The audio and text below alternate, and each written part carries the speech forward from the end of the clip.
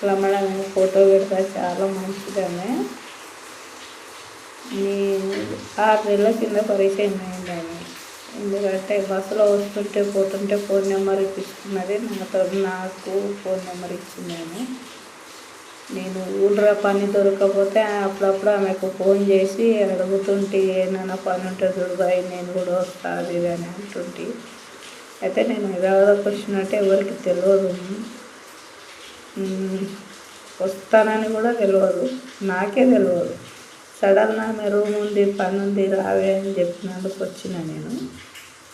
ఏవో నిన్న జ్వరం వస్తే కూడా ఆమెనే దగ్గరుండి మరి తోలుకొచ్చి ఇంట్లో అన్నం వండి తినబెట్టి పండబెట్టింది, టాబ్లెట్లు వేసి.